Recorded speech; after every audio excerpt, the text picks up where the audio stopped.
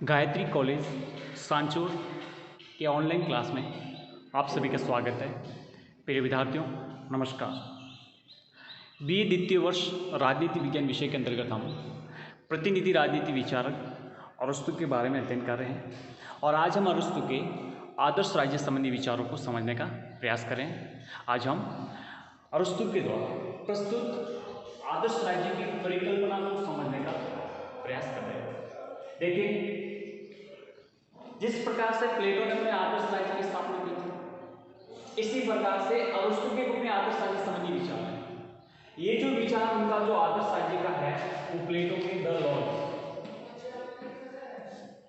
प्लेटो द्वारा अपने जीवन के अंतिम दशक में लॉज की रचना की थी और उससे प्रेरित अरस्तु ने अपने आदर्श राज्य का पूरा ढांचा हथियार भी कह सकते हैं, वहां से ये प्रेरित थे। इन्होंने अपनी पुस्तक अरस्तु के द्वारा रचित पॉलिटिक्स के 7वें अध्याय में अपने आदर्श राज्य के संबंध में विचार प्रकट किए।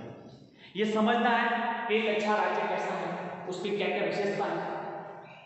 ठीक है, उनकी प्रमुख विशेषताओं को एक एक करके अपन अध्ययन करेंगे। देखिए, सबसे पहले कहते हैं कि व्यक्ति का नैतिक विकास, व्यक्ति राज्य का एक अंश तत्व है और व्यक्ति का कल्याण, व्यक्ति का नैतिक विकास राज्य में ही संभव है, क्योंकि राज्य का अस्तित्व सदजीवन के लिए है, अच्छाई के लिए है। जब अच्छाई के लिए है तो संभव है कि व्यक्ति का नैतिक विकास राज्य के अंतर्गत संभव हो पाए। इस बात को स्पष्ट तौर से उन्होंने किया है कि एक व्यक्ति का जो अपना सर्वांगीण विकास है, नैतिक विकास है, यहाँ पे जो नैतिक कल्याण है वो केवल राज्य में ही संभव है। क्यों? क्योंकि राज्य का लक्ष्य अपने नागरिकों का नैतिक कल्याण करना। ठीक है, उसका सर्वोच्च हित साधन है कि मैं अपने राज्य के अंतर्गत व्यक्तियों का नैतिक विकास करूं। ये बात उन्होंने स्पष्ट किया है कि व्यक्ति का नैतिक विकास राज्य में संभव है, पहली बात। दूसरी, उन्होंने विधि की सर्वोच्चता, विधि को सर्वोच्च स्थान दिया। अरस्तु के द्वारा विधि को सर्वोच्च स्थान दिया। विधि अर्थात कानून उन्होंने सर्वोच्च स्थान दिया है। क्या कहते हैं? इन्होंने स्पष्ट किया है कि दार्शनिक शासक चाहे कितने ही अच्छा क्यों न हो, दार्शनिक शासक की अवधारणा कौन देते हैं? प्लेटो। प्लेटो ने अपने राज्य का जो शासक है वो दार्शनिक शासक है और उसको विधि से भी सर्वोच्च बताया प्लेटो ने। लेकिन यहाँ पर खंडन करते हैं, सर्वोच्च किसको बताते हैं? यहाँ पर अरस्तु विधि की सर्वोच्चता का प्रतिपादन करते हैं। तो अरस्तु कहते हैं कि दार्शनिक शासक चाहे कितना ही अच्छा क्यों ना हो, विधि के शासन की वो तुलना नहीं कर सकते या उससे अच्छा नहीं कर सकते। कहने का तात्पर्य, दार्शनिक शासक से भी ज्यादा सर्वोच्चता किसको प्रदान करते हैं? विधि को। ठीक है, इन्होंने बताया कि दार्शनिक शासक कभी भी विधि के शासन से सर्वोच्च नहीं हो सकता या श्रेष्ठ नहीं हो सकता। तर्क दिए, कारण बताया कि दार्शनिक शासक कभी भी निरंकुश हो सकता है, कभी भी तानाशाह हो सकता है, लेकिन विधि कभी भी तानाशाह नहीं बन सकती। देखिए, दार्शनिक शासक वो व्यक्ति वो विधि से भी ऊपर है, वो कभी भी अपने स्वार्थवश या स्वमोह के आधार पर कभी भी वो तानाशाह बन सकता है, निरंकुश बन सकता है, लेकिन विधि कभी नहीं बन सकती। पहला उन्होंने तर्क दिया, कारण दिया।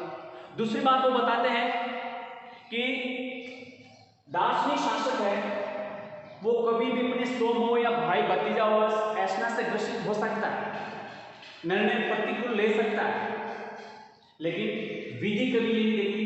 विधि की नजर में सब बराबर होते हैं, सभी को समान दृष्टिकोण से देखती है। इसलिए ये बिल्कुल गलत होगा कि विधि में किसी प्रकार का भेदभाव होगा। विधि राज्य द्वारा जो निर्मित है उसमें किसी प्रकार का कोई भेदभाव नहीं किया जाता। विधि ये नहीं देखती है कि ये कौन व्यक्ति है, किस स्तर से, ऐसा कुछ नहीं। विधि की दृष्टि में सब समान होते हैं, लेकिन दार्शनिक शासक कभी भी इस प्रकार से स्वमोह या पारिवारिक या भाई भतीजावाद से ग्रसित होकर किसी प्रकार का निर्णय गलत ले सकता है। इस प्रकार से उन्होंने निर्णय लिया। तीसरी बात उन्होंने बताई है कि जो विधि होती है वो रीति रिवाज और परंपराओं या प्राकृतिक नियमों का एक रूप होता है।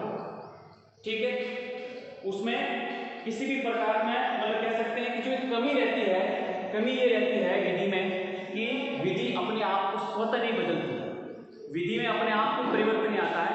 विधि को परिवर्तित करने के लिए एक बहुमत का शासन की आवश्यकता होती है और बहुमत ही उस विधि को बदल सकता है, ठीक है।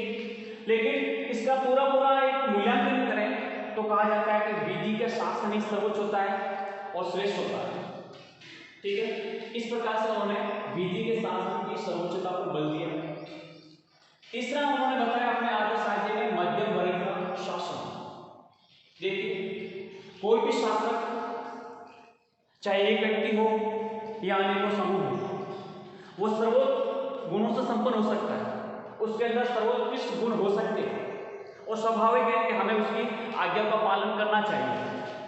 लेकिन कभी भी इस प्रकार की स्थिति पैदा हो कि जरूरी नहीं है कि सब उसकी आज्ञा का पालन करें, तो इन्होंने क्या किया, इन्होंने बताया कि जो शासन प्रणाली है उसमें जो एक राज्य के अंतर्गत जो एक प्रकार से कह सकते हैं कि व्यवहार में ऐसी परिस्थिति संभव हो नहीं पाएगी कि कभी भी शासक की आज्ञा का पालन करें या न करें, तो क्या करें, तो सर्वोत्तम रूप प्राप्त करने के लिए अरस्तु ने मध्यम मार्ग की शासन व्यवस्था को, जिसमें संवैधानिक तंत्र और सुप्रजातंत्र दोनों का मिश्रण किया।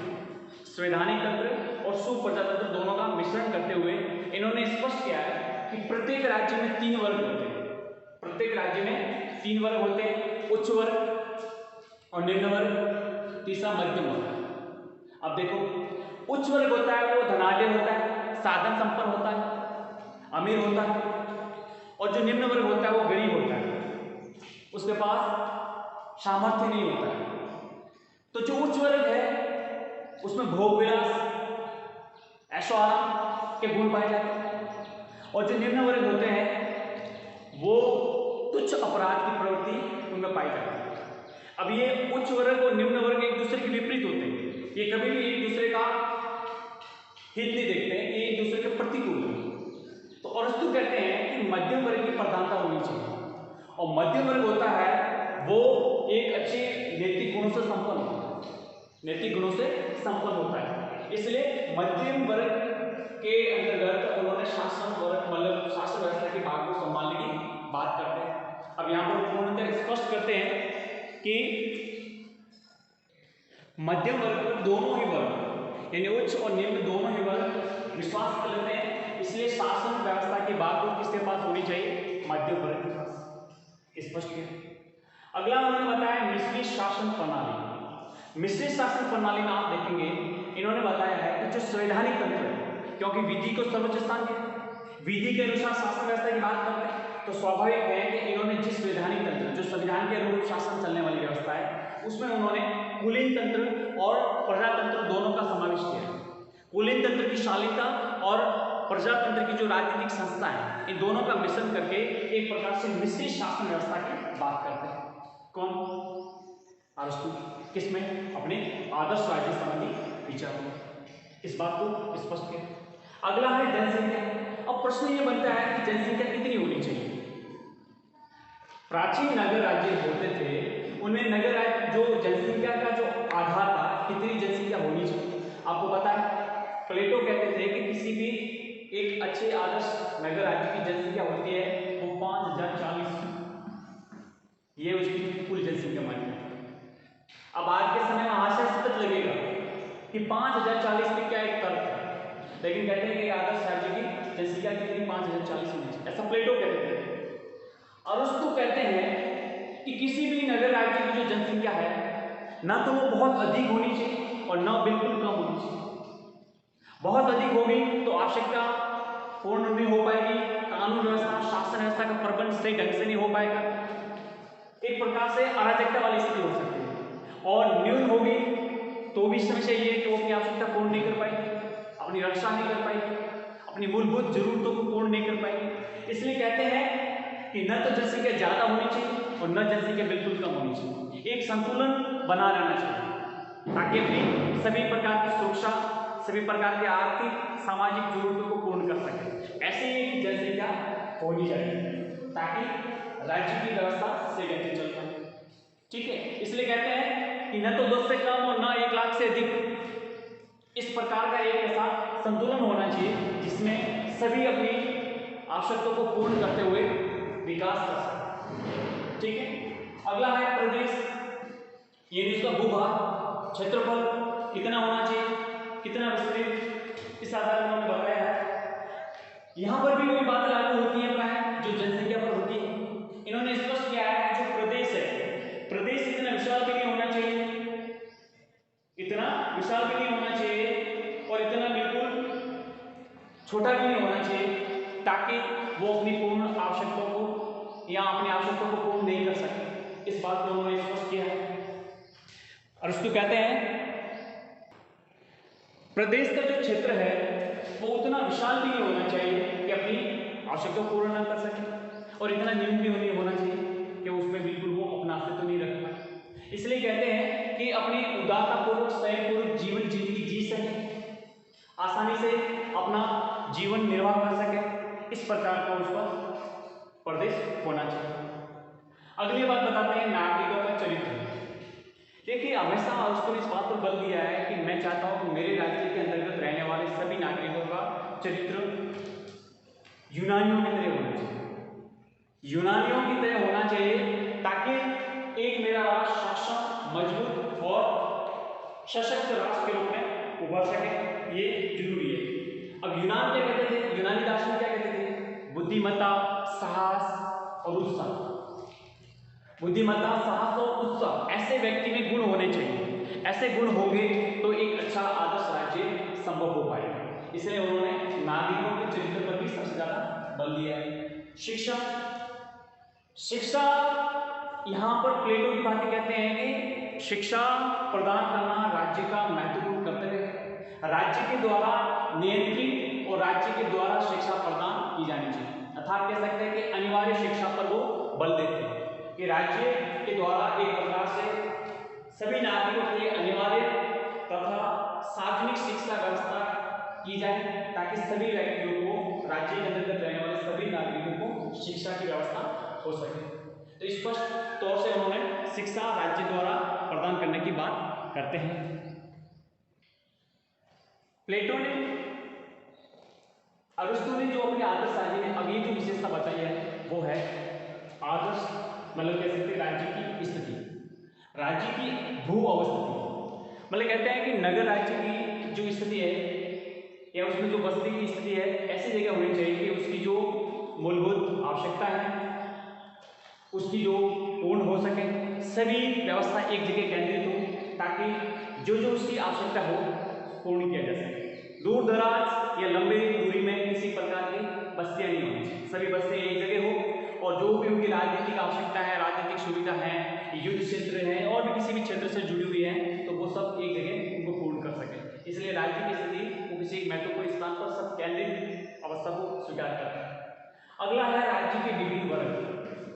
देखो आपने प्लेटो के बारे में पढ़ा, प्लेटो कहते हैं राज्य में 3 वर्ग होते हैं, दार्शनिक वर्ग, सैनिक वर्ग और उत्पादक वर्ग। देखो राज्य की कुछ आवश्यकताएं होती हैं और आवश्यकताओं को पूर्ण करने के लिए सब अलग अलग वर्ग अपना काम करते हैं, ठीक है। अब प्लेटो ने बताया था कि राज्य में 3 वर्ग होते हैं गुणों के आधार पर और एक ही व्यक्ति को अपने जीवन में एक ही कार्य निरंतर करता रहना चाहिए क्योंकि उसमें उसको महारत हासिल होती है, कार्य विशिष्टता का सिद्धांत प्रतिपादन करते हैं। लेकिन ये कहते हैं कि राज्य के जो विभिन्न वर्ग हैं या राज्य की जो आवश्यकताएं होती है अर्थात राज्य के जो मूलभूत कार्य होते हैं, कला है या फिर हथियार है या प्रशासनिक सुविधा है, न्यायिक है, युद्ध है, इनसे संबंधित जो जो भी एक जीवन निर्वाह के लिए जो आवश्यकता होती है इनके लिए उन्होंने अलग अलग वर्गों का प्रतिपादन किया। ये कुल 6 वर्ग बताए गए, कृषक यानी किसान, शिल्पी ये जितने भी शिल्प से संबंधित जितने भी होते हैं, कला से संबंधित वो सभी इसमें शामिल किए गए, व्यापारी वाणिज्य से संबंधित, योद्धा जो सैनिक वर्ग से है, पुरोहित और न्यायिक पादरी। अब देखो ये कह सकते हैं कि करीब करीब एक प्लेटो की भांति इन्होंने इन तीनों को यानी कृषक, शिल्पी और व्यापारी इनको उत्पादक वर्ग के साथ जोड़ सकते हैं, योद्धा को सैनिक वर्ग के साथ जोड़ सकते हैं, पुरोहित अर्थात पादरी और न्यायिक इनको आप दार्शनिक वर्ग के साथ जोड़ सकते हैं, ठीक है। इस प्रकार से हर एक व्यक्ति अपने कार्य करते हैं। लेकिन बात यहाँ पे स्पष्ट ये समझनी है कि इन्होंने नागरिक का जो दर्जा दिया है वो केवल इनको दिया है, शेष दोनों वर्गों को नागरिकता से वंचित किया है। इनका काम उत्पादन करना, अपने आवश्यकताओं को पूर्ण करना और राज्य की जो जरूरत है उनको पूर्ण करना, नागरिकता का दर्जा इनको। लेकिन प्लेटो की बातें कार्य विशिष्टता के सिद्धांत के अनुरूप काम नहीं करते हैं। वो कहते हैं कि कोई भी इनमें से जो वर्ग है वो अपनी युवा अवस्था में राज्य की रक्षा संबंधी, रक्षा के राज्य के जो युद्ध संबंधी कुछ कार्य होते हैं उसमें करें। प्रौढ़ावस्था में राजनीतिक व्यवस्था के संचालन या राज्य व्यवस्था के संचालन के संबंध में चिंतन करें, इस प्रकार की बात होता है। और अंत में उन्होंने बताया वृद्धावस्था में ये पुरोहित और न्यायिक कार्य को संपादित करने की बात करते हैं। इसलिए उन्होंने आयु के अनुसार काम को संपादित करते, काम को विभाजित करते हैं, न कि प्लेटो की भांति जिंदगी भर एक ही काम करते रहते। अगला उन्होंने बताया आर्थिक व्यवस्था, यानी प्लेटो की भांति साम्यवाद का प्रतिपादन नहीं करते। संपत्ति के साम्यवाद का जो प्रतिपादन प्लेटो करते हैं ऐसा बिल्कुल यहाँ पे प्रतिपादन नहीं करते। ये व्यक्तिगत संपत्ति को स्वीकार करते हैं, ठीक है, लेकिन असमानता या विषमता पैदा नहीं होगी इनका भी ध्यान रखने की बात करते हैं, ठीक है। दूसरा, इन्होंने जिस प्रकार से कह सकते हैं कि स्त्रियों के साम्यवाद की बात को बिल्कुल नकारते हैं, ऐसा कदापि स्वीकार नहीं करते, ठीक है। संपत्ति सामूहिक होगी लेकिन उसका प्रयोग व्यक्तिगत स्तर पर किया जा सकता है। इस प्रकार से उन्होंने अपनी आर्थिक व्यवस्था के संबंध में बातें स्पष्ट करते हैं कि एक आदर्श राज्य होगा उसमें क्या क्या उसकी मूलभूत बातों को समायोजित किया जा सकेगा, उसके साथ क्या क्या शामिल है। तो हमने देखा अरिस्टो के आदर्श राज्य संबंधी विचार, जिसमें व्यक्ति के नैतिक विकास पर बल दिया जाता है, विधि को सर्वोच्च स्थान दिया गया है तथा जो शासन प्रणाली है वो मध्यम वर्ग के हाथों में सौंपते हैं। और शासन का जो रूप है वो मिश्रित शासन प्रणाली अर्थात एक प्रकार के संवैधानिक शासन व्यवस्था जिसमें कुलीन तंत्र और लोकतंत्र दोनों के शासन प्रणाली के गुणों को शामिल किया गया है। जनसंख्या को उन्होंने न तो ज़्यादा न कम, इस प्रकार से संतुलन बैठाने का स्पष्ट करते हैं। प्रदेश का क्षेत्रफल भी उसी प्रकार से उन्होंने स्पष्ट किया है। नागरिकों चरित्र, शिक्षा व्यवस्था, राज्य की जो अवस्थिति है तथा राज्य के विभिन्न वर्ग और राज्य की जो अर्थव्यवस्था है, एक एक बिंदु पर उन्होंने स्पष्टवार अपने विचार को प्रस्तुत किया।